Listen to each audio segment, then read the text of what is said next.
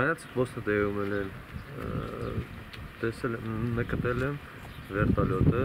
տեսել եմ որ վերտալյոտը գալիս է իմ վրա, կրակում է, ես կրակել եմ նրա վրա, 30 метров он уже на меня шел и до 2 метров я стрелял на него. Ուրեմն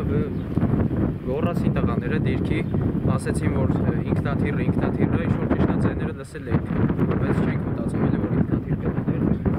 Այդ ընթացքում Մալխասյանն Արեգը մեր, ով խոցեց ինքնաթիռը, գտնվում էր բլինդաժում իր հանգստի ժամներ։ Ինքն էլ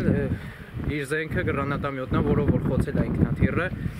դուրս գալով բլինդաժից, որ գոռում են ինքնաթիռը, դուրս է գալիս այստեղ շատ ցածր բարձրության վրա ինքնաթիռը բարձրանում է, որպեսզի ուղղաթիռը էլի, ուղղաթիռը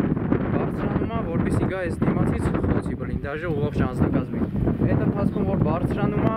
արդեն չի հասցնում կրակի, այստեղից մեր Մալխասյանն Արեգը խոցում է վերտալյոտը,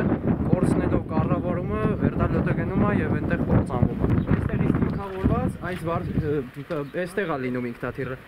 Կրակում է այստեղ կողքի հատվածից, կրակում է, խոցում է ինքնաթիռին, կորցնում է ինքնակառավարումը, ինքնաթիռը պտտվելով գնում է այնտեղ եւ միանգամից տրաքում, բայթում։